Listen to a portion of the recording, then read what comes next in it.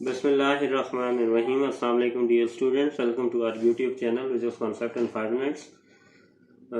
Students, we were discussing about theory of production और उसमें 3 laws का तज़किरा आता है जो कि नहायत अहम है और इकोनॉमिक लिटरेचर में उनकी बहुत ज़्यादा वैल्यू भी है।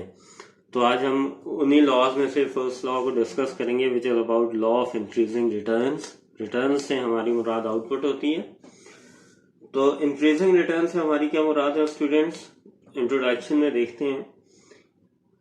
ये बेसिकली वो इजाफी मकदार होती है जो आपको हर दफ़ा मिले। इसी को ही मार्जिनल आउटपुट का नाम भी दिया जाता है। बेसिकली ये रिलेशनशिप होता है फैक्टर ऑफ प्रोडक्शन की मकदार में इजाफे और मिलने वाले टोटल आउटपुट के दरमियान। स्टेटमेंट की बात करते हैं तो अल्फ्रेड मार्शल के मुताबिक अगर फैक्टर ऑफ प्रोडक्शन की मकदार में लगातार इजाफा करते चले जाएं तो आउटपुट में भी इजाफा होता चला जाएगा। मुख्तसर हम यूं कह सकते हैं कि अगर हम लैंड को फिक्स कर लें और लेबर और कैपिटल को वेरिएबल रखें और उनकी मकदार में मुसलसल इजाफा करते चले जाएं तो मिलने वाले मार्जिनल आउटपुट में भी मुसलसल इजाफा होता चला जाएगा। स्टूडेंट्स, अब हम इसकी टेबल रिप्रेजेंटेशन की तरफ आते हैं। जैसा कि एविडेंट है, हमने land fix factor of production लिया हुआ है जिसमें ये थ्रू आउट फिक्स ही रहती है, यानी कि 10 एकड़ थ्रू आउट हमने लैंड को लिया हुआ है। उसके अगेंस्ट जो लेबर यूनिट है, क्योंकि वो वेरिएबल फैक्टर इनपुट है, इसके साथ साथ आप कैपिटल को भी इंगेज कर सकते हैं, लेकिन हमने for keeping the matter very simple हमने सिर्फ लेबर को लिया हुआ है और उसे वेरिएबल शो किया है। जैसा कि आप देख सकते हैं, एक लेबर है, फिर एक से बढ़कर 2 हुए, 2 से 3, 3 से 4 और 4 से 5। अच्छा जी, जब आपने 10 एकड़ पर एक लेबर को एंगेज किया तो आपको 100 kg की टोटल आउटपुट हो रही थी। उसी तरह जब दूसरे लेबर को एंगेज किया साथ में तो 100 से बढ़कर आउटपुट 300 kg तक पहुंच गई।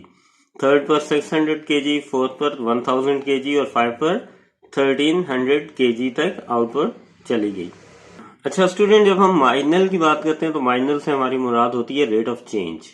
मतलब क्या हुआ कि दो प्रोसीडिंग आउटपुट या टोटल आउटपुट का अगर आप डिफरेंस निकालेंगे तो वो आपके पास मार्जिनल आ जाएगा।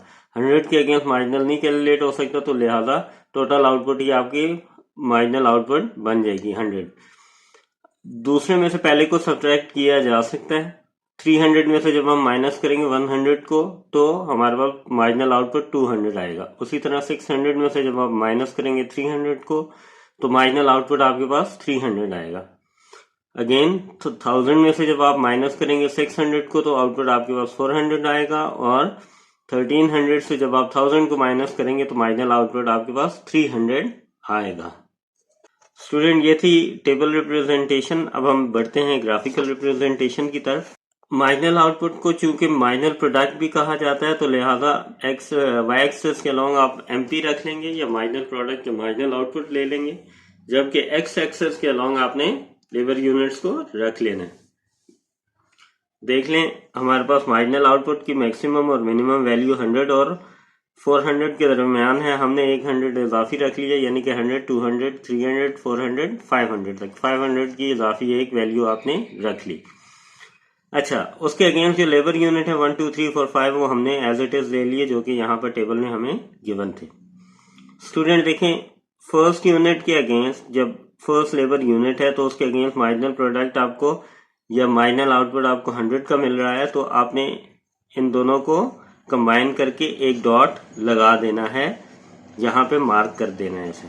उसी तरह 2 के अगेंस्ट 200 मिल रही है तो यहाँ पे डॉट आ जाएगा। 3 के अगेंस्ट 300 मिल रही है तो यहाँ पे डॉट। 4 के अगेंस्ट 400 आ रही है तो यहाँ पे डॉट। उसके बाद चूंकि डिक्रीजिंग ट्रेंड शुरू हो गया तो 5 के अगेंस्ट आपको अगेन 300 मिल रहा है तो हम यहाँ पर डॉट को मार्क कर देंगे। स्टूडेंट, यहाँ पर ये बात समझने वाली है और अहम है कि पहले 1 से लेकर 4 लेबर यूनिट तक आपको जो रिटर्न मिल रहा है वो इंक्रीजिंग रिटर्न मिल रहा है, क्योंकि हर आने वाला लेबर यूनिट पिछले से ज्यादा प्रोडक्शन दे रहा है।